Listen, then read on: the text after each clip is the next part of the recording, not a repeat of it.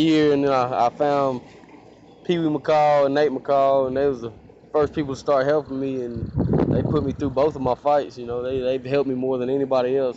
I've learned more from Pee Wee McCall than I've learned from anybody else. You know.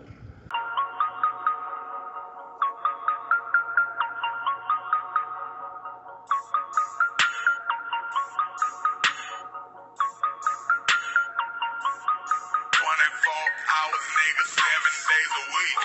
Yeah, I don't get tired, I let you other niggas sleep. Turn up for that chicken, yeah, I get it out the streets. And Josh Dunkem Burger. I've been fighting since 2013. 2 so far. 2-0. 2-0? Never lost a round, never lost a fight. June. I'm not sure on the date yet. But it's June in Tipton, Georgia. Not fit MMA. Yeah, man, I grew up rough. You know what I'm saying? I had a rough life. Not to say that everybody don't. Everybody got a rough life, you know. But I grew up mostly locked up. You know, and that's since I was even 13. You know, I've been in and out of all YDCs and YDCs, and then when I turned 18, I went to prison. I got out of prison. I did pretty good for a while. Then had me a girlfriend with 2 kids. We had a kid ourselves. We was about to get married and all that. I ended up going to jail on some bogus stuff. They got murdered, you know, by one of our best friends. And that kind of drug me down for a while, but kind of climbed back up. Trained a lot of kids, you know.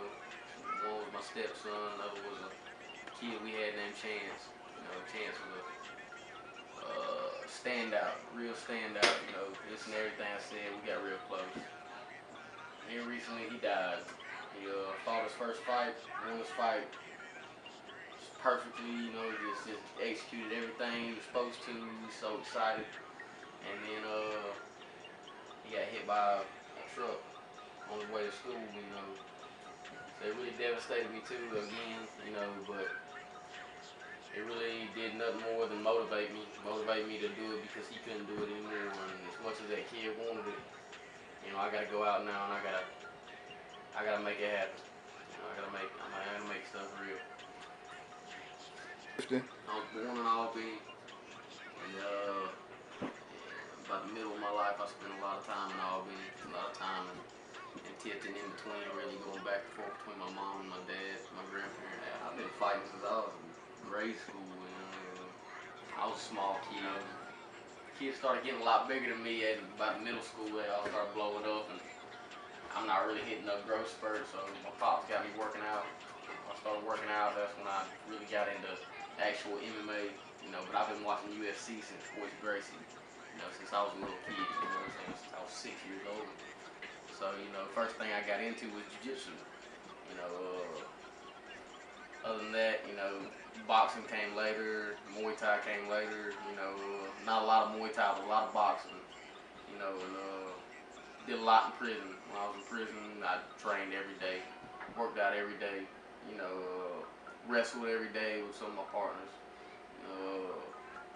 Boxing came later. You know, later on, by the time I was getting out of prison, I started working with a guy that did 13 years in prison, and he was before that he trained in the Holyfield camp in Atlanta. So he started working me on boxing. Not a whole lot. Some of the stuff that he taught me, I didn't even get until I got out of prison. You know, as I'm working, you know, I kind of figure out what he was trying to tell me. You know, and that's how I got started. Then I started messing with Albert, of course, and Ross Buckley. You know, and they started teaching me little things that I didn't know, how to get low with me or opponent, and you know, weaving, bobbing, you know, stuff like that. You know, how to throw my punches correctly. You know, how to come all the way out with a snap.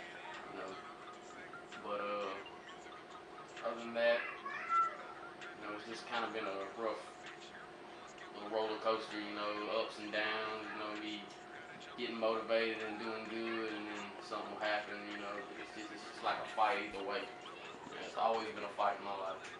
You know, whether it's talking about actual fighting or just fighting to stay ahead, keep my head above water. You know, so much has been put on me. You You know, and this all goes back to Chance. You know, because Chance had it real rough too. But that kid woke up every day. That kid, not a man, but a kid, woke up every day and smiled and was happy about what he had and was happy about who he had around him. Appreciated everything. Yes sir, no sir.